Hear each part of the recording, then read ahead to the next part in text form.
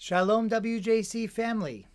It is time for our weekly Torah Talk. The Parsha this week is Bereshit, the very beginning of the Torah.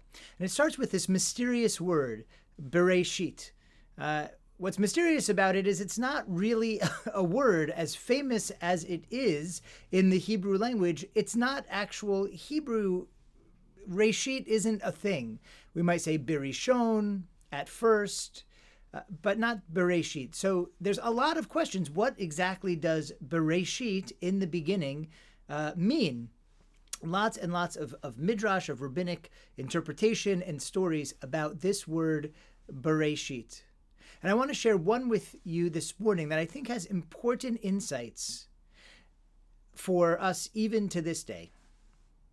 So one interpretation is that Reshit means a thing, that Bishvil Reshit, on behalf of the Reshit, whatever that is, God created the heaven and the earth. Now, rabbinic interpretation goes on to say that Reshit are nothing less than the Torah and the Jewish people. In other words, the entire world was created just so that the Jewish people could exist.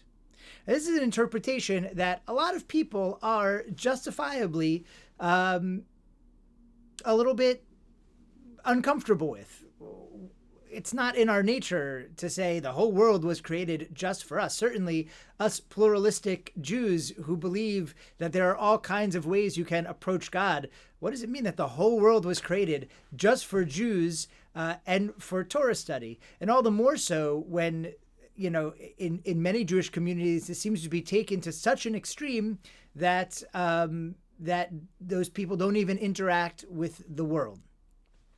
And it's easy to poo-poo this and to dismiss it. But today I want to wrestle with it a little bit, because this idea that the world was created just for us, and specifically for the Jewish people, I think is very important and worth grappling with.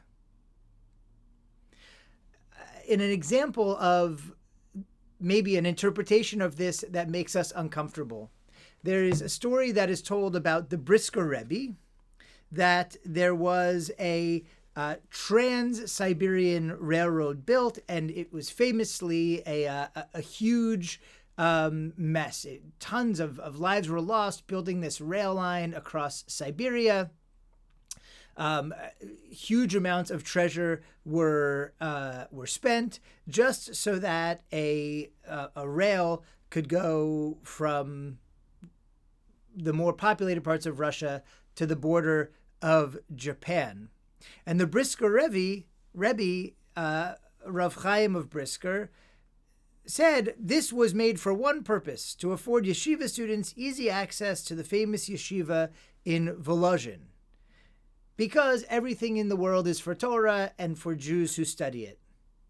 So it sounds crazy, right? And maybe it is a little crazy, but there's a saying I want to apply to this idea that we usually interpret personally, but I want to interpret today as being on behalf of the whole Jewish community, right? Rav Simcha Bunim of Peshischa famously said you should keep two pieces of paper in your pocket at all times. One says, I am a speck of dust, or I am from dust, and to dust I shall return.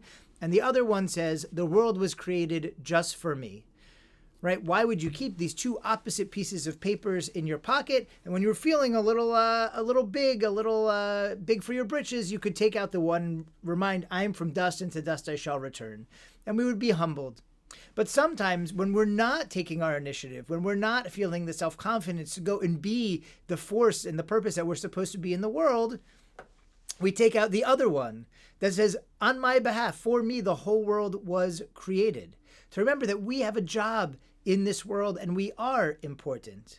And the whole, according to Rav Simcha Bunim, life was trying to walk this balance, to feel the right, to grab the right note at the right time as individuals. And as we're talking about the creation of the world, this makes a certain amount of sense, right? You say, God built the world just for me. The world's a mess.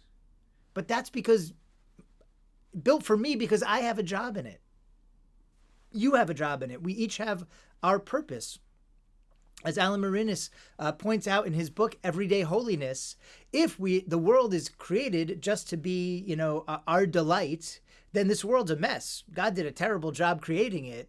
I don't feel delight all the time. I'm disturbed a lot of the time. But if God built a world to give us a purpose in that world, to make it a world of delights, well, it's a perfect world for that. We have a lot to do in this world to improve it. And in that sense, the world was made just for me. It was made just for you, not because I'm so special, but because I have a job to do in the world. So take that same idea and let's apply it to this idea that the world was made just for the Jewish people, just for the Jewish people, that's the Reshit, right?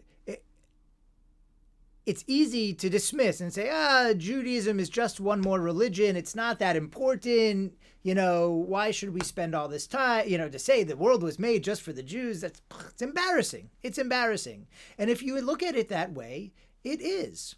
However, if we apply Simcha Bunim's logic and Alan Marinis' logic, we can see it very differently. What does it mean that the world was created for the Jewish people? It means that, sometimes we have to have that piece of paper that says, we're just dust, we're just another people, and God doesn't think of us like we're so special. And by the way, that is a message that the prophets give to the Jewish people time and again. You are no different, God says, than all the other nations of the world. However, a large part of the rest of the Torah and the rest of the Bible says that we are very special and we have a special mission in the world, right? That's the other note. The world was created just for us. Not for our delight, but because we, the Jewish people, have a mission in the world.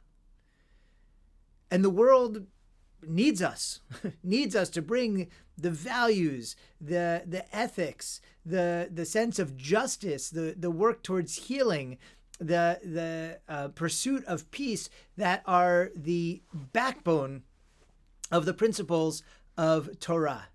And the world needs Torah, and it's our job to bring Torah.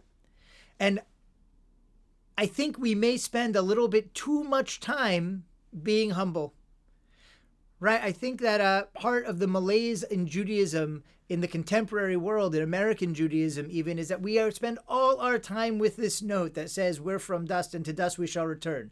Judaism, it's not so important. Maybe it's even a little embarrassing. All these people going around saying the world was created for the Jews. Yeah, you're right, but you've forgotten the other piece of paper. That the world was created just for Jews, to do Torah and to bring Torah to the world, to make Torah better. And I think maybe it's time we start spending more time with this second piece of paper. That it's time to stop just dismissing the idea that there's something special about being Jewish and to embrace that specialness, to embrace that purpose. Yes, to study Torah and to bring Torah to the world in a sense of to do tikkun, to make this world better. On this week, when we read Parshat Bereshit, and we seek to understand how and why the world was created, that is our moment to recognize our place in the world. Not to fill ourselves up with pride and say, we're the Jewish people and we're better than everybody else. Chalila v'chas. Nobody wants that. Nobody believes that. However, it's time we embrace our Jewishness as something that does make us special. Not because of the rights and privileges it gives us, but because of the responsibilities it gives us, because of the tools that it gives us to take this imperfect world that was created by God, that isn't finished, and to do our part to continue to perfect it, to do our part to do tikkun, to make this world a better place. And therefore, I hope we are proud of Judaism. I hope we do look for all the things in the world that make us special. When when World War II broke out, the Brisker's words, they came to fruition. The students of the Mir Yeshiva in Poland got special visas to go to Japan. And you know how they got there? They took the Trans-Siberian Railroad, that useless railroad that didn't seem to have any purpose for existing. It saved Jewish lives in the Shoah, in the Holocaust. Was the Brisker right? Is that why even the Trans-Siberian Railroad was created, just so Jews could study Torah? I don't know.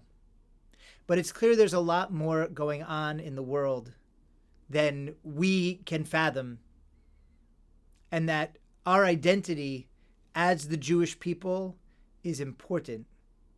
Should it be a source of pride? Sure. But more importantly, it should be a source of responsibility and purpose. As we celebrate the creation of the world by reading Bereshit this week, may we also celebrate the creation of the Jewish people and celebrate it by going out into the world and doing the tikkun for which we were created. Shabbat Shalom.